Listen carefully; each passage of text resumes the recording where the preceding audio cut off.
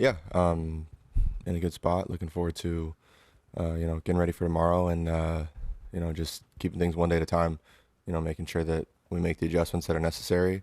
After game one, especially learning after the last time with, how the NLCS went and just trying to make some adjustments. What does that mean for you specifically?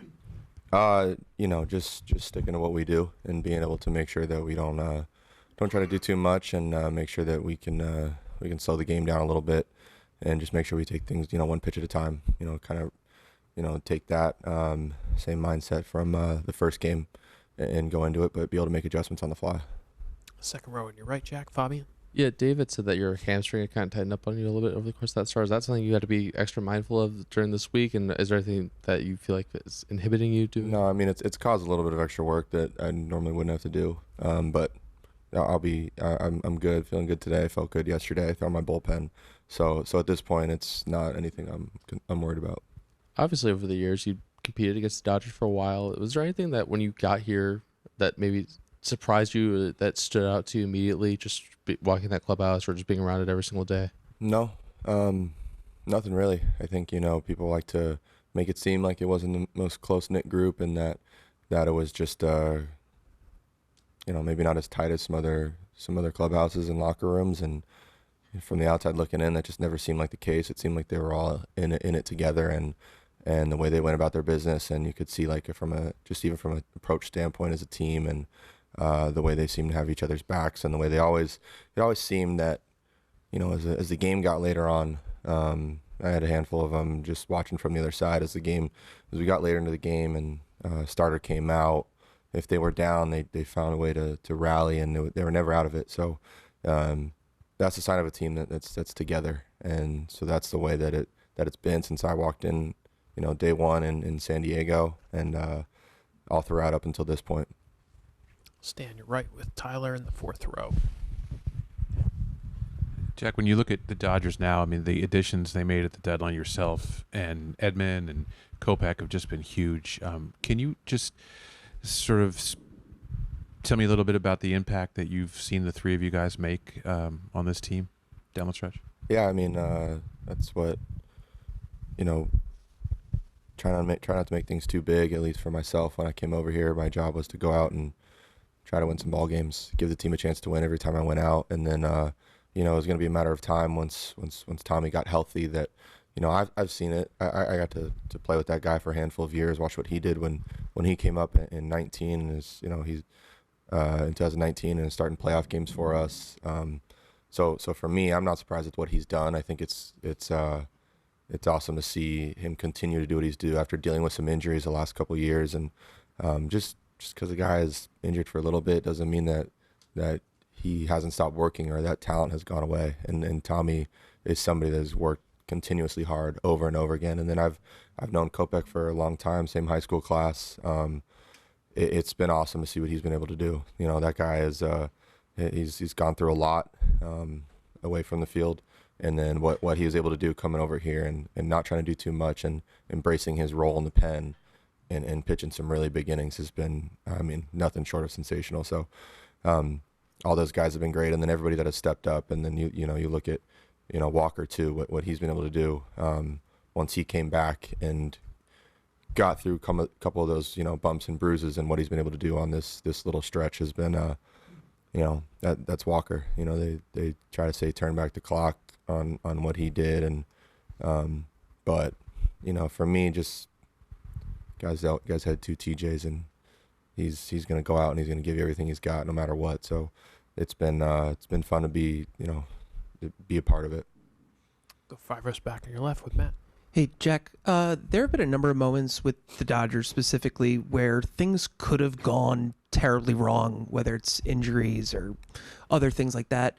What do you think has allowed you guys to always end up seemingly on the right side of those inflection points? Yeah, there's been a lot of them. We're down 2-1 to San Diego. This isn't to say this thing's over with. We still got a long ways to go. This series is far from over. It's a really good team over there, but this team has been a bunch of fighters, and Doc's done a really good job of keeping us all together, no matter who's gone down or what the road may be. But this team has come together and has just really played for each other, and I think that's the simplest thing. Jack in the second row to your left. When you guys talk about like the clubhouse culture, how much of that starts with Mookie and Freddie and Shohei? And when you look at three guys as as big of stars as they are, like, what do you think allows them to coexist as well as they have in this group and kind of be leaders in that room? I mean, they're selfless individuals. That's who they are. That's who they've always been. They are some of the top guys in the sport and have been for a long time. You got multiple MVPs there. Probably guys could have had a couple more, but they show up and they work, and I think that's the thing that you can take from those guys, and it just carries over to everybody else. At least for myself, when you see them show up and you see what Freddie's gone through, with his ankle injury and how early he's getting there, and the time he's taken away from his family, especially with what has gone on this year, it just makes everybody want to jump on board. So, credit to those guys, credit to everybody in there, from Muntz and Kirsch and Kike. You could go up and down the team, and everybody has played a role. About 7 rows back on your right. Hey, Jack. I just wanted to get your take on the fact that you guys are up 3-0 against a pretty good team in the Yankees, more than just a pretty good team. Are you kind of surprised that it's kind of, you're one game away from sweeping, that you're at this point in the series? Did you expect the series to play out this way? I'm not worried about how I expected the series to play out. I'm just more worried about getting one more, and we know that we got to continue to play really good baseball in order to get that done, because those guys aren't going to go away quietly. They're going to, you can see it from the end there. The last inning, Verdugo puts together a really good at-bat, and Glaber puts together a really good at-bat. So I'm not worried about how it's gone up to this point. I'm just worried about, us trying to get one more. A third row in the center aisle, Jack. What the last 3 months have you learned about Freddie the person that you didn't know about him as Freddie the player, watching him from across the diamond? That's a good question. I've had heard good things about him, knowing Max Fried really well and them playing together, and he just talked about how awesome Freddie was, and that may sound like a very simple description for it, but like, he really is just one of those guys that is been unbelievable to be around, sit down, talk to, just even if it's not baseball, just anything else that goes on, and he's a good dude, and I kind of assumed that playing against him and hearing everything that Max had to say about him, and just just one of the guys, and somebody that loves this game and really enjoys it and shows up every day. What are some of the non-baseball things you never expected to talk about that you heard about with him? I keep that between me and him, but it's been fun to be around him. Other questions for Jack? We'll go to Kirsten. She's standing in the back. Jack, just quickly, I know when it comes to the hitting side of the game, they often say like just hitting is contagious, but the rotation in this series, how have you all, just whether it's been building off of each other, conversations you all had amongst each other? Because I think just externally that was maybe the question mark, the starting rotation going into this one, and you all have been absolutely excellent.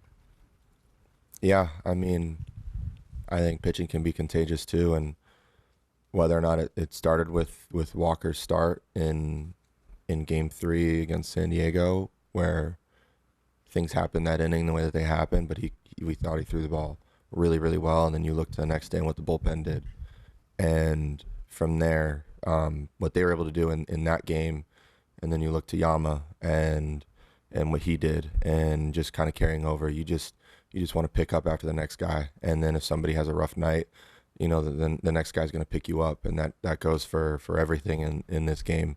Somebody doesn't get a job done at the plate, next guy's going to pick him up.